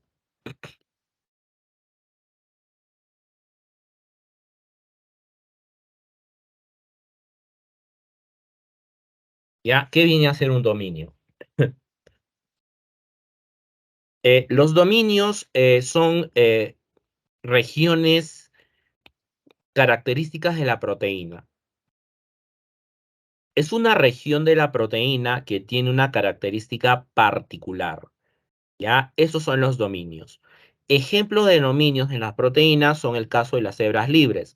Por ejemplo, en este esquema de 1 a 9 tengo una hebra libre. Vendría a ser un dominio para esta proteína. ¿Ya? Entonces, esta es una hebra libre. Las alfa hélices también vendrían a ser dominios. Las beta hoja plegada, los linkers, los loops son dominios, ¿no? Que tienen una característica particular, ¿ya? Ahora, ¿qué es un linker? ¿A qué llamamos linker? ¿Y cuál es la importancia de los linkers?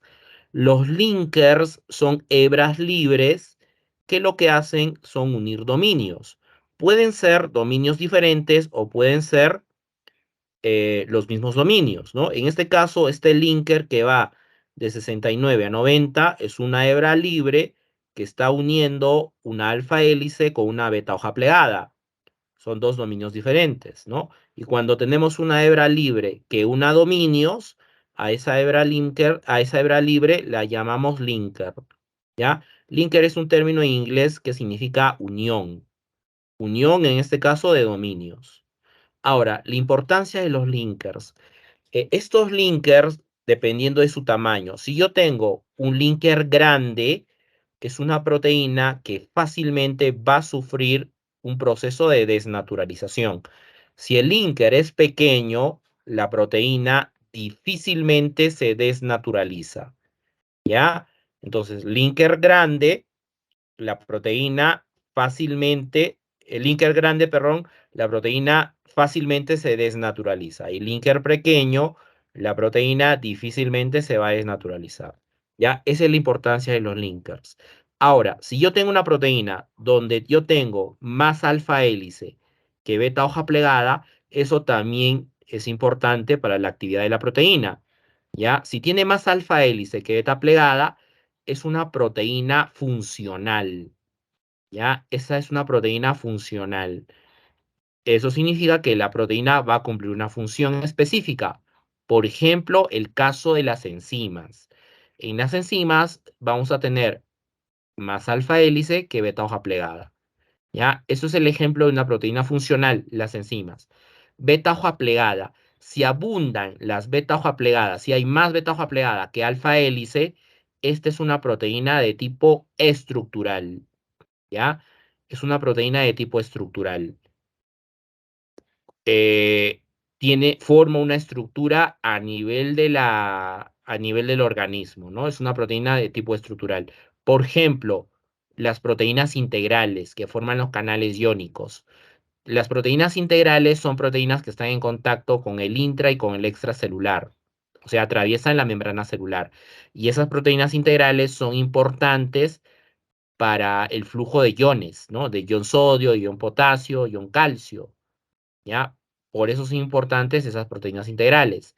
Entonces, esas proteínas integrales que forman los canales iónicos abundarán las beta hoja plegadas y vamos a tener menos alfa hélice, ¿ya? Más beta hoja plegada, proteína estructural y más alfa hélice, proteína funcional.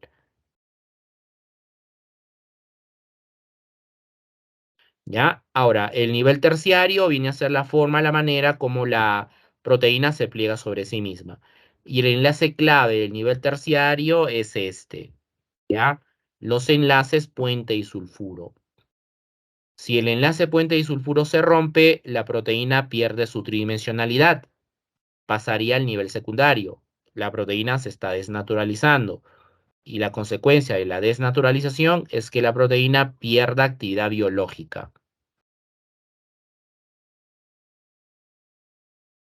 Y finalmente tenemos el nivel cuaternario, ¿ya? La estructura cuaternaria. La estructura cuaternaria solo es para aquellas proteínas que sean multiméricas y proteínas conjugadas, ¿ya? Multiméricas y conjugadas.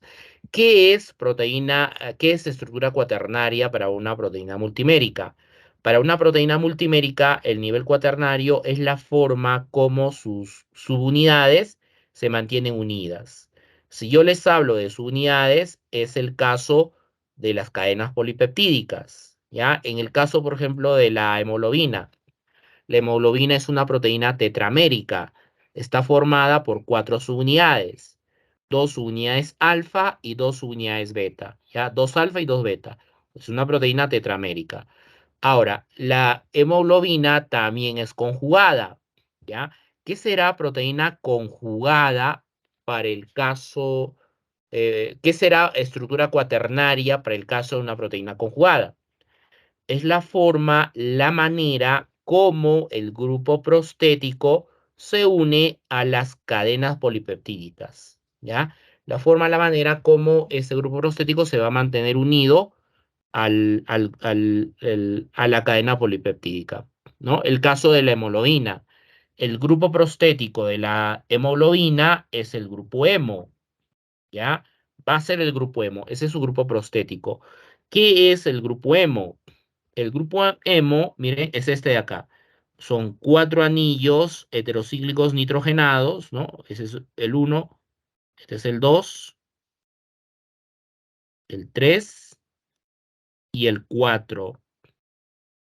¿Ya? 4 anillos heterocíclicos nitrogenados enlazados al fierro. Ese es el grupo hemo, ¿ya? Ahora, a estos anillos heterocíclicos nitrogenados, ojo, también se les denomina pirroles, ¿ya? Se les llama pirroles, pirrol.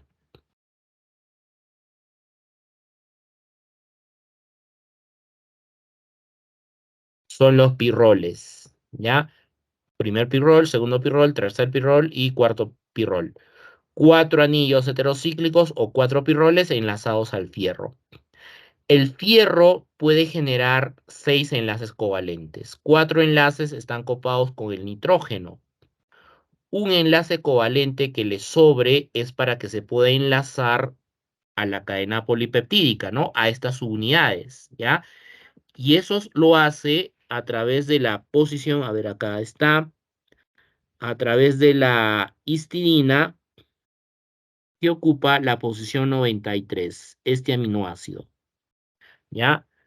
La hemoglobina en la posición 93 tiene la histidina. Entonces, esta histidina se enlaza al fierro, se está uniendo al grupo hemo, ¿ya? A través de la histidina, que se ubica en la posición 93. Histidina en posición 93, ¿ya? Entonces, esta histidina que está en la posición 93 se va a enlazar al grupo hemo. Y el otro enlace del fierro es para el oxígeno,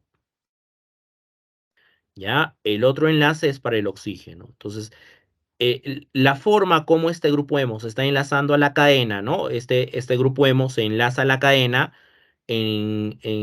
a través de la histidina que ocupa la posición 93 y un enlace sirve para el transporte del oxígeno. Lo que les estoy diciendo es definir la estructura cuaternaria de la hemoglobina. Estructura cuaternaria de la hemoglobina, ¿no? Para el caso de las proteínas conjugadas, ¿ya? Entonces, la hemoglobina es multimérica y es conjugada a la vez, ¿ya? ¿Por qué es multimérica? Porque tiene 4 subunidades, es tetramérica. ¿Por qué es conjugada? Porque tiene grupo hemo. Cada una de esas unidades tiene su respectivo grupo hemo, ¿ya? Tiene su respectivo grupo hemo. Ahora, este grupo hemo, ¿no? Como tiene fierro en el como átomo central, ese fierro tiene dos estados de oxidación, ¿ya? Es fierro más 2 y fierro más 3. O sea, este fierro puede pasar a la forma de fierro más 2 y luego el fierro más 2 pasa a la forma de fierro más 3. Quiere decir que el fierro se oxida y se reduce, se va oxidando y se va reduciendo. Ahora, solo una de estas dos formas tiene la capacidad de transportar oxígeno. ¿Ya? Solo una de estas dos formas. Van a averiguar cuál de esas dos formas es la que tiene la capacidad de transportar oxígeno. Es cuando el grupo hemo tiene la forma de fierro más 2 o cuando el grupo hemo tiene la forma de fierro más 3. ¿Cuál de esas dos formas? Eso ya es tarea de ustedes, eso ya lo averiguan ustedes. ¿Ya? Y aquí tenemos el resumen de los 4 niveles de estructuración, ¿ya? Nivel primario, enlace clave, el enlace peptídico. Nivel secundario, la alfa hélice, beta plegada y la triple hélice. El enlace clave de esta estructura secundaria, el enlace puente hidrógeno. Luego el nivel terciario, ¿no? Que es la forma como se ha plegado este nivel secundario. El enlace clave aquí es el enlace puente disulfuro.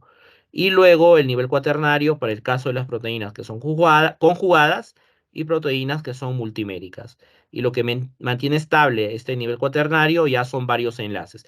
Puente disulfuro, puente hidrógeno, enlaces iónicos, enlaces hidrofóbicos, enlaces hidrofílicos, puentes salinos, puentes metálicos, ¿ya?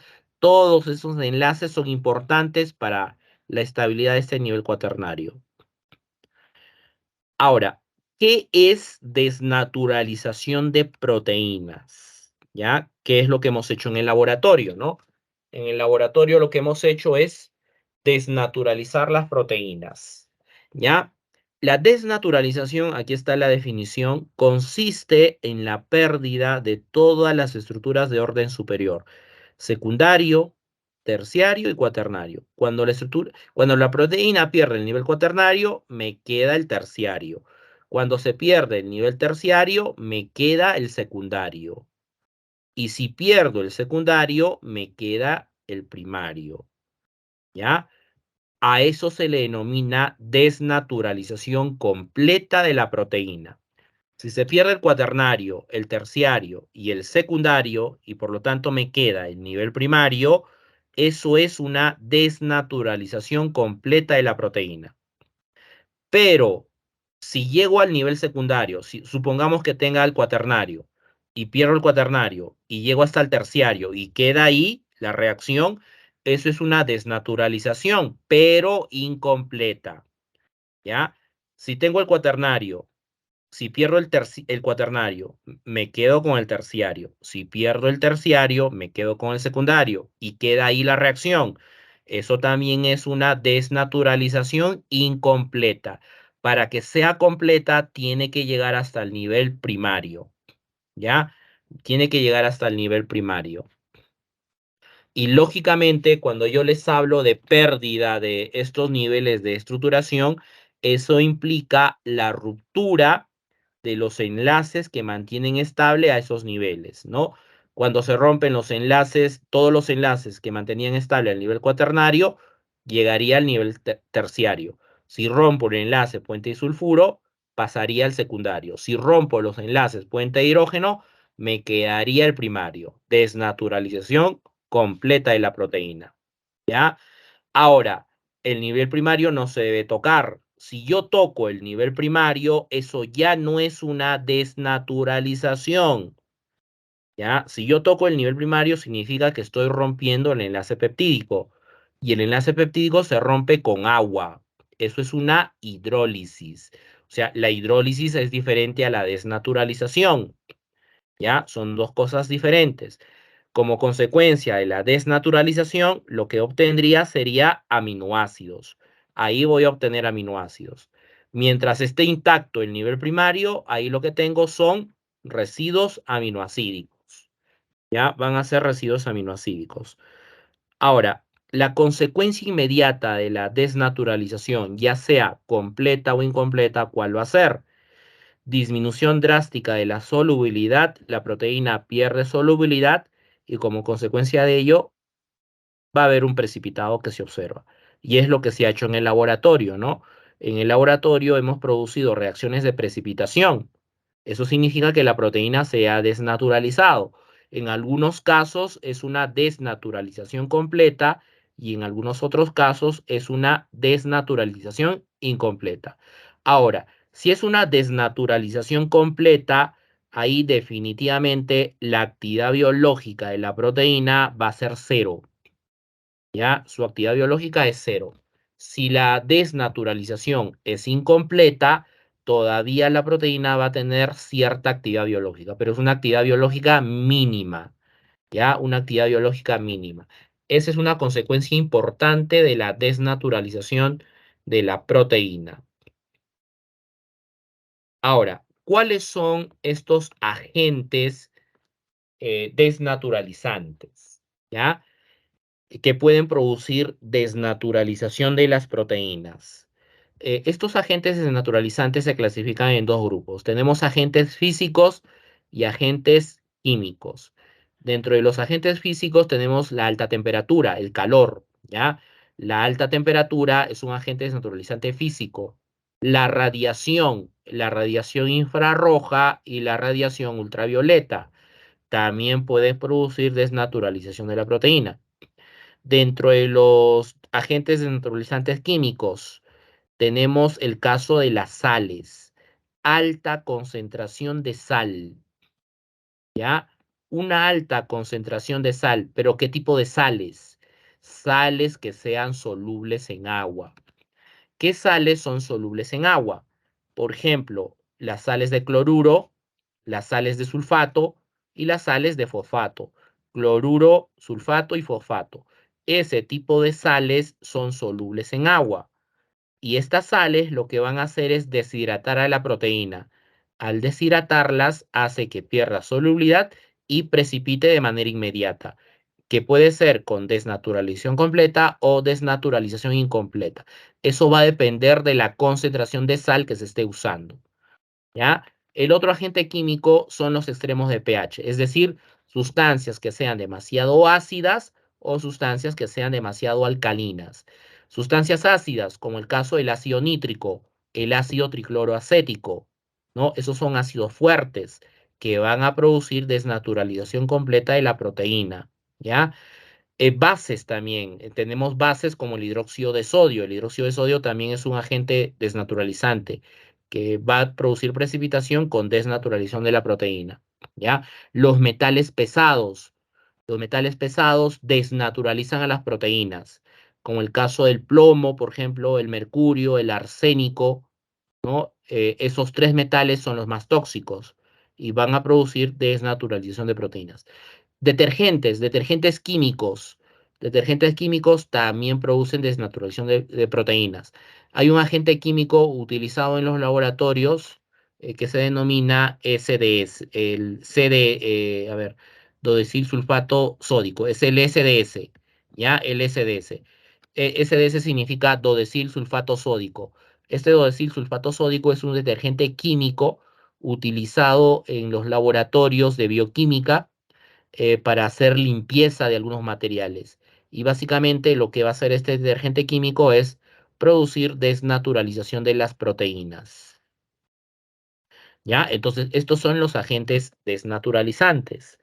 Ahora, si este agente desnaturalizante ha sido bien severo, ¿no? O sea, ha sido de una concentración bien alta, la exposición ha sido bien alta a la proteína, lo que va a generar es una desnaturalización completa de la proteína.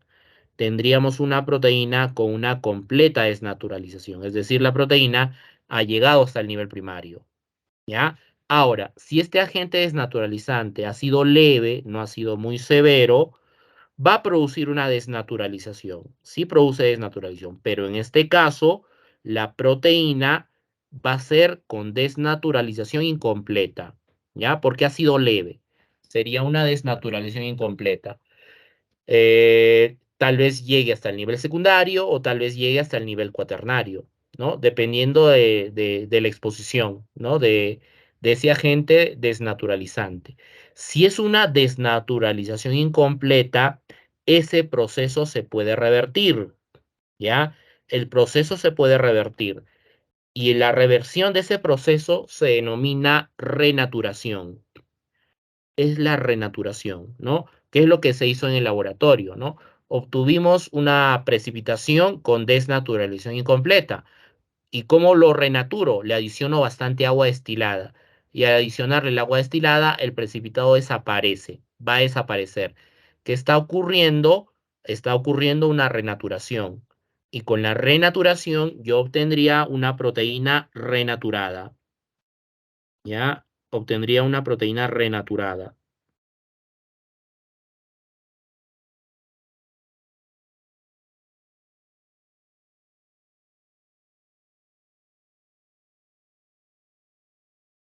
La proteína sería renaturada.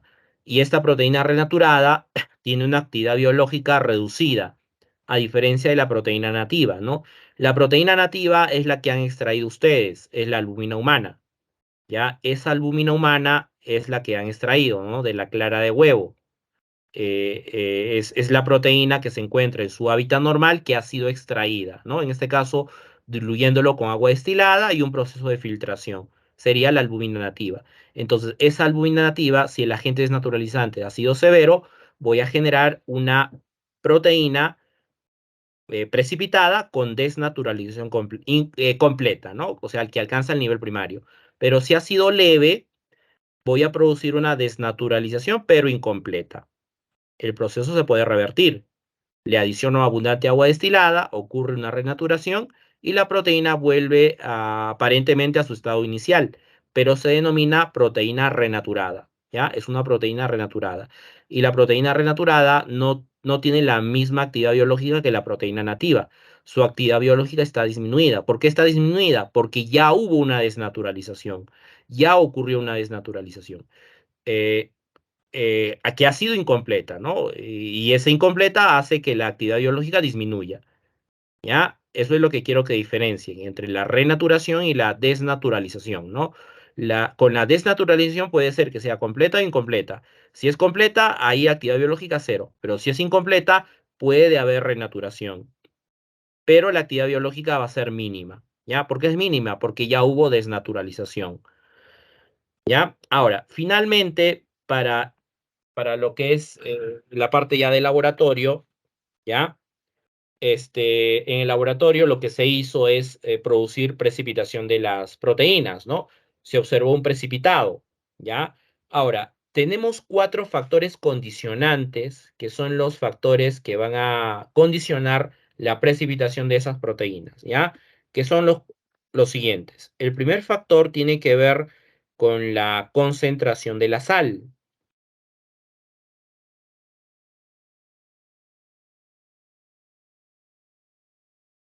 con la concentración de la sal. ¿Ya? Pero no cualquier sal, ¿no? Sales que sean solubles en agua. Ya les he dicho que sales son solubles en agua. Las sales de cloruro, las sales de fosfato y las sales de sulfato. Cloruro de sodio, sulfato de sodio, fosfato de sodio, ¿no? Ese tipo de sales son solubles en agua. ¿Ya? Entonces, esas sales lo que hacen es deshidratar a la proteína, pierde solubilidad, inmediatamente va a precipitar. Ahora, si yo tengo una solución saturada, ¿no? Que es lo que van a traer ustedes para el laboratorio. Esas soluciones saturadas se preparan simplemente mezclando, por ejemplo, agua con sal y llega un punto en el cual la sal ya no se llega a disolver, ¿no? Lo agito y queda sal, ¿no? Queda sal sin disolver. Esa sería una solución saturada de cloruro de sodio. Y las soluciones saturadas son ricas en electrolitos, ¿no? En este caso, electrolito sodio y electrolito cloruro, sodio y cloruro. ¿Ya? Esos electrolitos hacen que la proteína pierda, se deshidrate, o sea, le van a quitar agua a la proteína. Y al deshidratarse, precipita inmediatamente. Si es una solución saturada, precipita fácilmente. Si es una solución diluida, va a precipitar, pero con dificultad. ¿Ya? A más concentración, precipita fácilmente. Más diluida, precipita, pero con dificultad. El segundo factor tiene que ver con la naturaleza de la sal, ¿ya? La naturaleza de la sal. ¿A qué se refiere este factor de naturaleza de la sal? Esto se refiere a que no todas las sales que son solubles en agua van a precipitar proteínas, ¿ya? No todas las sales. Tenemos una sal que es excepción, son el caso de las sales de magnesio, ¿ya? Estas sales de magnesio, por más concentrada que esté, no precipita proteínas, ¿ya? No va a precipitar proteínas. Esa es una excepción, ¿ya? Una sal de magnesio, por más concentración a la que se prepare, no va a precipitar proteínas, ¿ya? Y el tercer factor tiene que ver con lo que es el tamaño o peso molecular de la proteína. Si es una proteína de elevado peso molecular, precipita con facilidad. Si es una proteína de bajo peso molecular, precipita con dificultad, ¿ya? A mayor peso, precipita fácilmente. A menor peso, precipita con dificultad. Y el cuarto factor tiene que ver con el pH del medio, pH del medio en el cual se va a encontrar la proteína, ¿ya? pH del medio en el cual se encuentra la proteína. Por ejemplo, yo tengo un tubo de ensayo, le coloco una cierta cantidad de sustancia, de agua destilada, por ejemplo, y le coloco mi proteína, ¿ya? Le coloco mi proteína. y medido el pH de la solución. Al medir el pH de la solución, supongamos que su pH sea de 3.4, por decir, ¿ya? Su pH sea de 3.4, es un pH ácido. Y resulta que la proteína, su punto isoeléctrico es 3.3, ¿ya? Que el punto isoeléctrico es 3.3. Si estos valores están cercanos, ¿ya?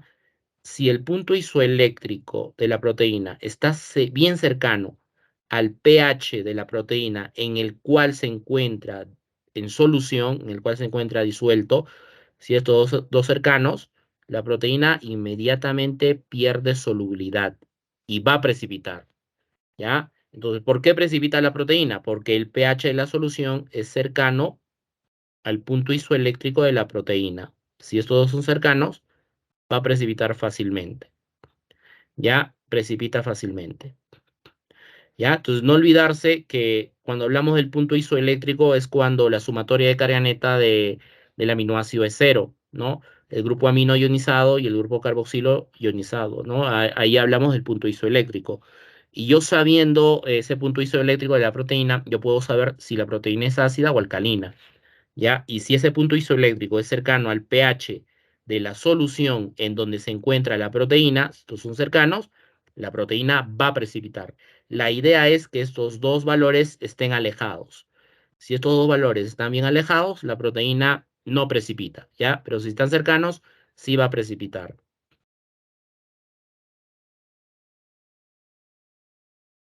A ver, algo que se me olvidó acá, creo que a ver. Ya. Otra cosa importante que se me estaba olvidando. Cuando hablamos del punto isoeléctrico, este es el punto neutro de la proteína. ¿Ya? Es el punto neutro. O sea, un pH de 7 no significa neutralidad para el aminoácido, no significa neutralidad para la proteína. ¿Ya? ¿De qué va a depender el punto neutro de la proteína? El punto neutro de la proteína, eso va a depender del grado de ionización que tenga ese aminoácido, que tenga esa proteína, del grado de ionización que tenga el grupo amino, el grupo carboxilo e incluso la cadena lateral.